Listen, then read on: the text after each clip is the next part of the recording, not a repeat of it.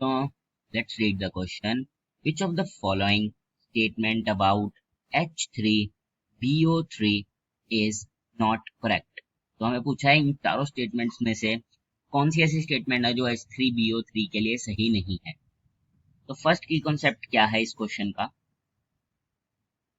पहले तो हमें पता होना चाहिए कि H3BO3 होता क्या है और इसका स्ट्रक्चर क्या होता है। देखो H3BO3 हम बोलते हैं बोरिक एसिड को, ओके। और अगर हम इसका स्ट्रक्चर देखें तो बोरोन के साथ 3 OH ग्रुप इस तरीके से जुड़े होते हैं। तो देखो, और दूसरी बात जो हमें पता होना जरूरी है कि बोरेक्स क्या होता है। देखो बोरेक्स का अगर हम फॉर्मूला देखें तो क्या होता है, Na2B4O7 10 वाटर मॉलिक्यूल, ठीक है, ये होता है हमारा बोरेक्स। हम देखेंगे आगे बोरेक्स हमें यूज होगा इस क्वेश्चन में। तो अगर हम अपनी चारों स्टेटमेंट्स चेक करें बारी बारी तो हम देखते हैं हमारी फर्स्ट स्टेटमेंट क्या है यहाँ पे, it has a layered structure in which planar BO3 units are joined by hydrogen bonds.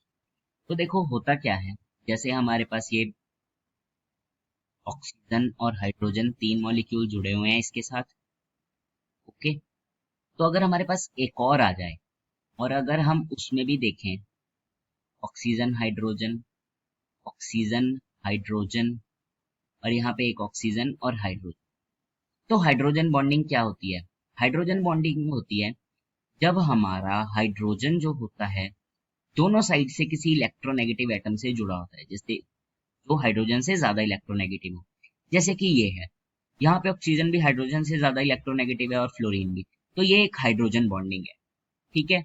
अगर हम यहाँ पे देखें तो कैसे अटैच होता है, जैसे ये हमारा हाइड्रोजन है, ये इस ऑक्सीजन से कनेक्ट कर जाएगा, तो ये देखो दोनों तरफ ऑक्सीजन आ गया, ये हाइड्रोजन बॉन्डिंग आ गई। अगर हम इस ऑक्सीजन का देखें तो ये ऑक्सीजन जब इस हाइड्रोजन से जुड़ जाएगा इस तरीके से, तो ये भी हमारी एक तरह से हाइड्रोजन बॉन्डिंग हो गई, ठीक है।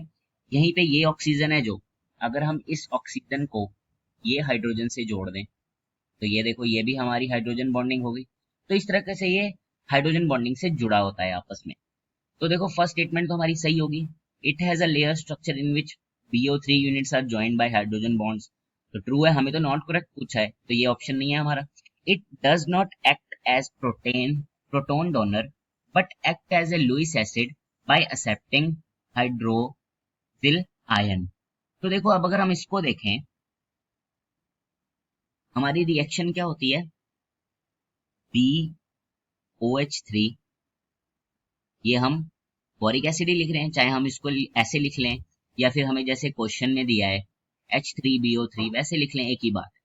तो जब हम इसकी रिएक्शन करते हैं, इसमें एक OH नेगेटिव आयन डालते हैं तो ये क्या करता है, ये इस तरीके से बन जाता है OH4 नेगेटिव, ठीक है। या फिर हम इसको इस तरीके से भी लिख सकते हैं OH OH OH एंड, ठीक है। तो इसमें तो इन्होंने यही पूछा है हमें कि it does not act as proton donor but act as a Lewis acid by accepting hydroxyl ion. तो यहाँ पे देखो ये हाइड्रोक्सिल आयन को एक्सेप्ट कर रहा है, पर ये क्यों कर रहा है, क्योंकि क्या होता है जो हमारा बोरोन होता है उसमें क्या होता है, 3 वैलेंस इलेक्ट्रॉन होते हैं, तो 3 तो ये ऑक्सीजन के साथ बॉन्ड बना रहा है, लेकिन फिर भी इसका ऑक्टेट तो कंप्लीट नहीं है। हम देखें अगर 6 इलेक्ट्रॉन्स हैं तो ऑक्टेट तो कंप्लीट नहीं है, 8 इलेक्ट्रॉन्स चाहिए होते हैं, तो ये अपना ऑक्टेट कंप्लीट करने के लिए हाइड्रोक्सिल आयन को एक्सेप्ट कर लेता है और अपना ऑक्टेट कंप्लीट करके ये स्टेबल होता है, ठीक है। तो सेकंड ऑप्शन भी ठीक हुआ, तो इसका मतलब ये भी हमारा आंसर नहीं है क्योंकि हमें तो नॉट करेक्ट पूछा है ना। It is a strong tribasic acid. अब देखो ट्राइबेसिक एसिड ये क्यों नहीं है, देखो ट्राइबेसिक एसिड का मतलब क्या होता है, जिसके पास 3 हाइड्रोजन आयन हो डोनेट करने के लिए इन एसिड बेस रिएक्शन, इसके पास 3 हाइड्रोजन एटम्स तो हैं लेकिन इसका खुद का ऑक्टेट कंप्लीट नहीं होता बोरोन का, इसलिए ये पहले एक्सेप्ट करना ज्यादा प्रेफर करता है और अपना ऑक्टेट कंप्लीट करना प्रेफर करता है, तो इसको हम एक तरह से ट्राइबेसिक एसिड नहीं बोलते। तो ये हमारा नॉट करेक्ट हो गया, तो ऑप्शन नंबर थर्ड हमारा एक तरह से आंसर हो गया, ऑप्शन थर्ड आंसर हो गया। पर अगर अब हम फोर्थ ऑप्शन भी चेक करें, it is prepared by acidifying an aqueous solution of borax. अब देखो बोरेक्स हमने देखा था क्या होता है इसका फॉर्मूला, तो अगर हम बनाए यहाँ पे कि बोरेक्स से ये क्या रिएक्शन देगा, तो देखो पहले हम लिखते हैं बोरेक्स Na2B4O7 एंड 10H2O।